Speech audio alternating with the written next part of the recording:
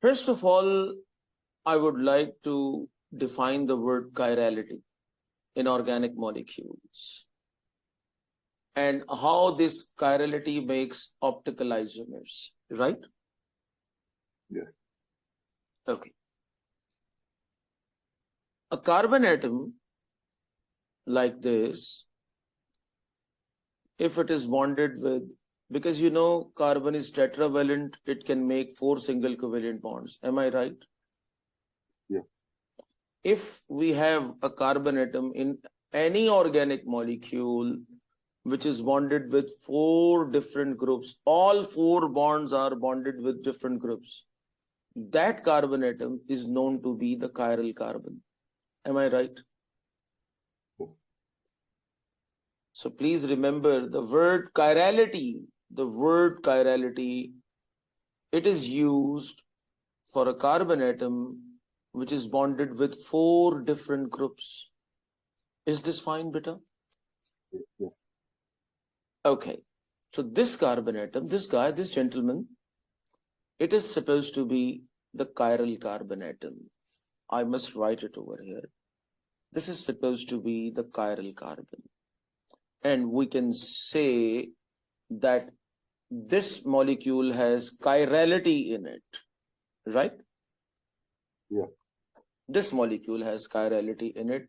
And whenever we have such carbon atoms in any organic molecules, these organic molecules produce the optical isomers, which are non-superimposable mirror images of each other, right?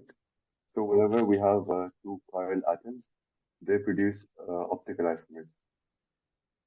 No, I'm saying just first of all, please keep the thing simple.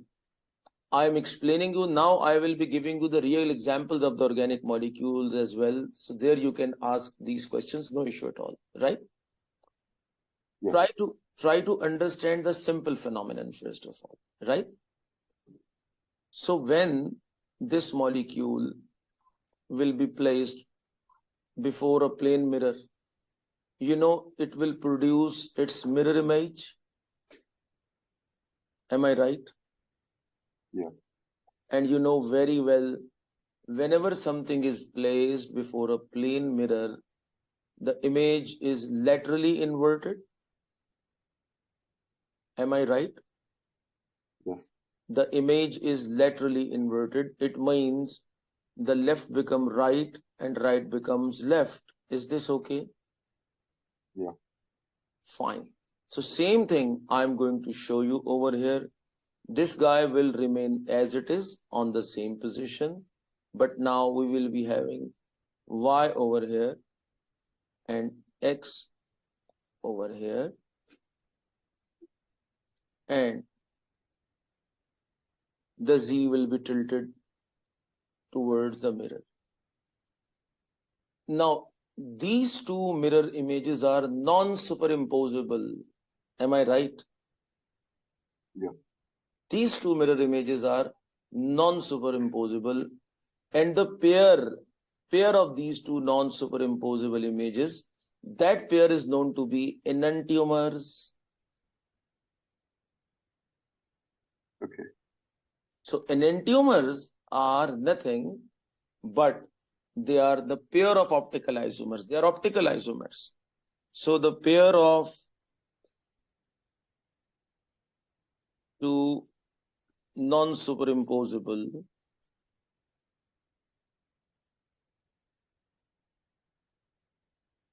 mirror images, this pair is known to be, they are known to be enantiomers jointly. So we can say that these two structures are known to be the enantiomers. I hope it's okay. Yeah. One more thing which I would like to tell you, I know you have an idea about it, that we made a wedge and we made a hashed line, right? Yeah. these two lines, the wedged line and the hashed line, they are showing the orientation, the direction with respect to the plane of the paper, right?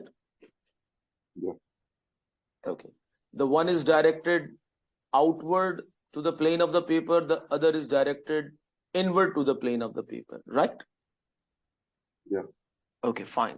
Let's move ahead.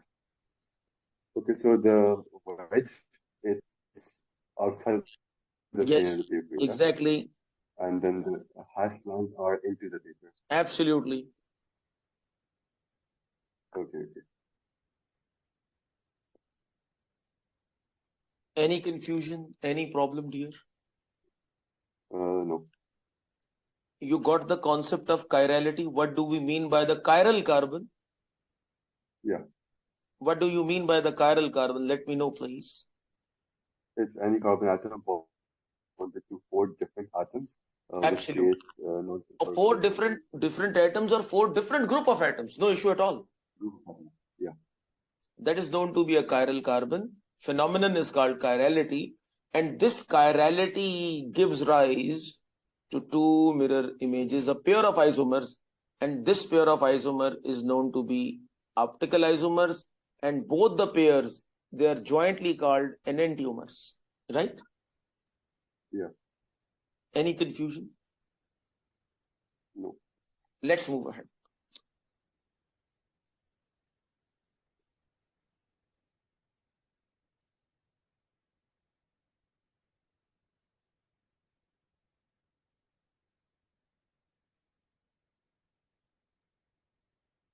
Let me give you some real examples of the chiral carbons.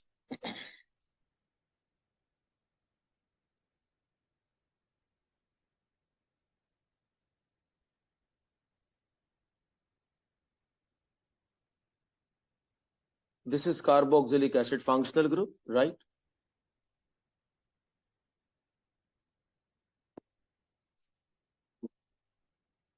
This guy is methyl group.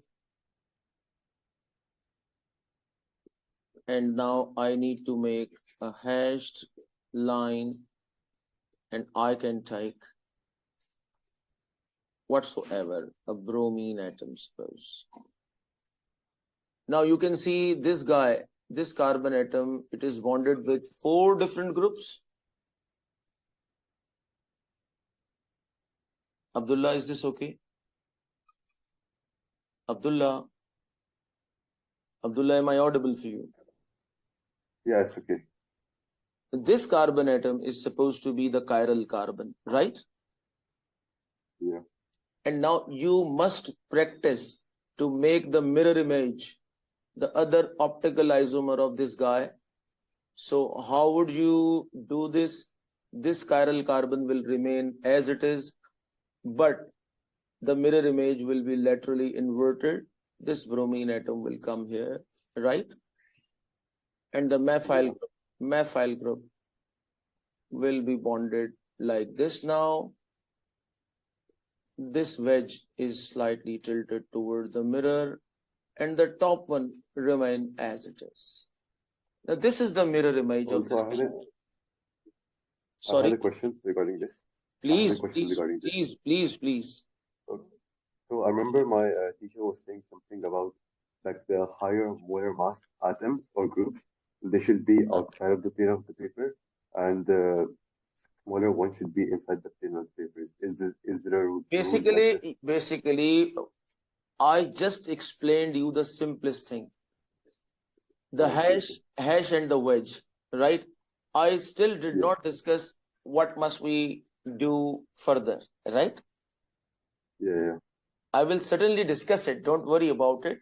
Let me complete the topic. Then these things will come under discussion, right? All right. Okay. So now these two mirror images, you can see these two mirror images, they are the optical isomers, or we can call them as enantiomers. Yeah.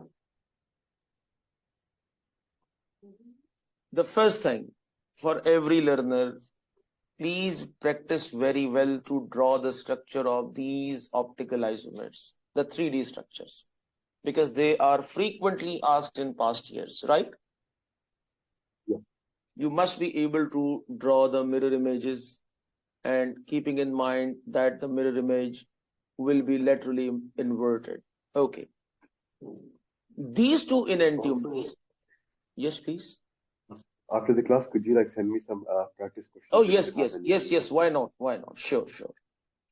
These two enantiomers, these two enantiomers, these two enantiomers,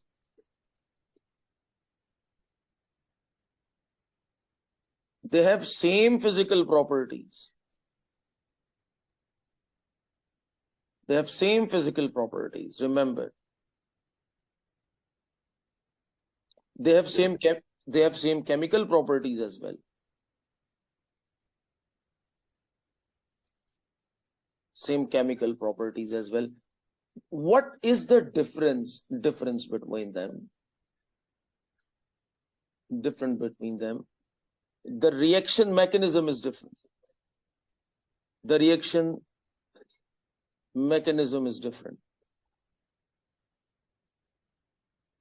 Moreover, one very important thing, which is the part of your syllabus as well, the Edexcel board, it has in the syllabus one very famous drug, thyroid, you might have learned about, right?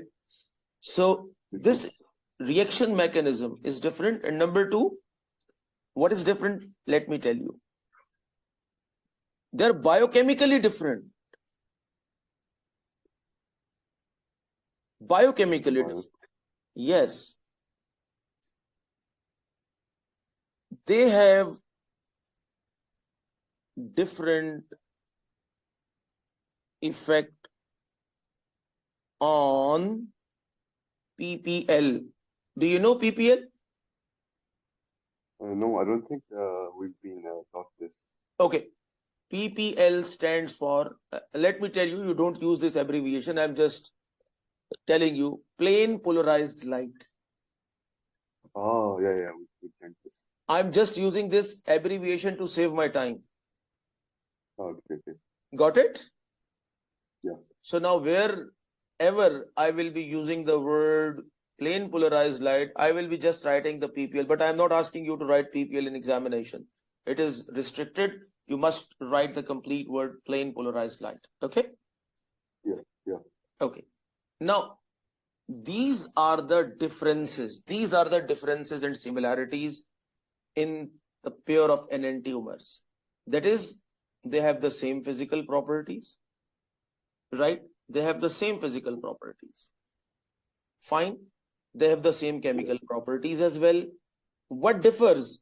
What differs? You can see the reaction mechanism by which they can undergo different chemical reactions. They are biochemically different, and they have a different effect on the plane polarized light. Is this fine? Yes. So please remember, the pair of enantiomers, physically and chemically identical. They differ in reaction mechanism. They are biochemically different, and they have different effect on plane polarized light whenever they're exposed to plane polarized light. And I know you have the idea that plane polarized light is like this. It only vibrates in one plane. This is plane polarized light, suppose. So one of the enantiomer will try to rotate it in anti-clockwise direction, and the other enantiomer will try to rotate it in clockwise direction, right? Yeah. This is what their different effect on the PPL or plane polarized light. Am I right? Yes. So please remember, the plane polarized light is like this, that it is moving in one plane, and whenever plane polarized light passes through these enantiomers, one of the enantiomer will rotate the plane polarized light into anti-clockwise direction, while the other enantiomer tends to rotate it in the clockwise direction. This is basically the difference which causes the difference in behavior biochemically, right? Yes. Just a minute break, please.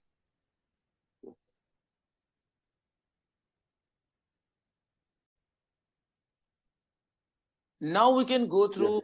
Now we can go through some reaction mechanism where chirality does impact, right? Yeah. Some reaction mechanisms where chirality makes an impact,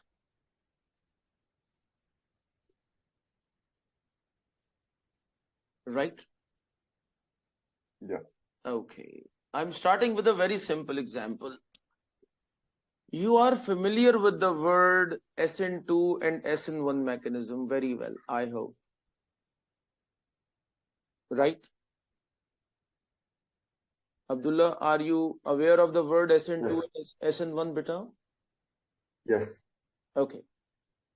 Now, SN1 and SN2 are two different mechanisms.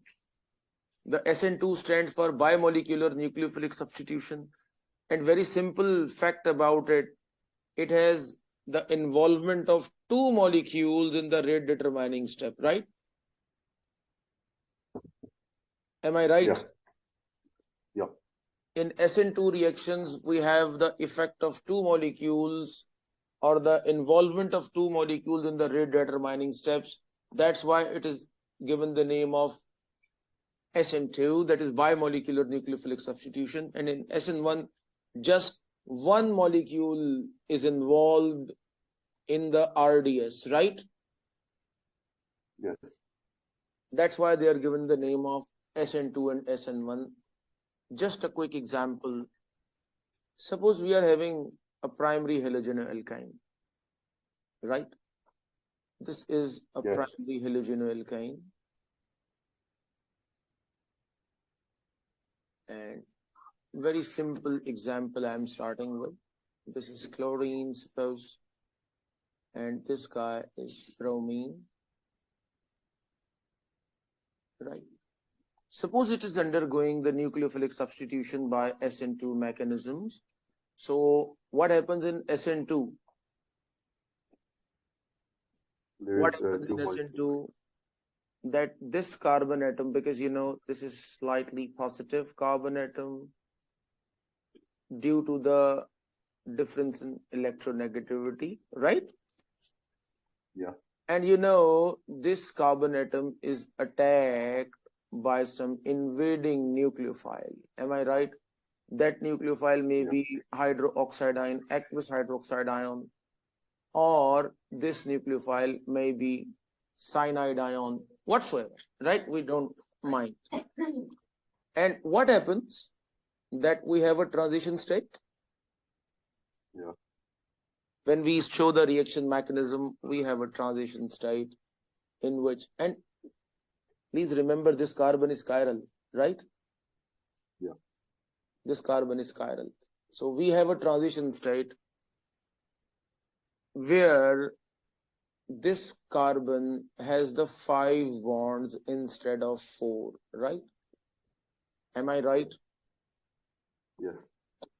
So this guy is chlorine, this guy is CH3 as it is, and now this bond is half broken, bromine, right? And this guy is as it is. And this transition state, it has a negative charge because hydroxide ion is there, right? Yeah. And in the next phase, that this leaving group will be removed and we will be having an hydroxide ion over here, right? Yeah. So it will certainly again make a molecule which contains a chiral carbon, right? And that molecule will be able to make the two mirror images which are different from each other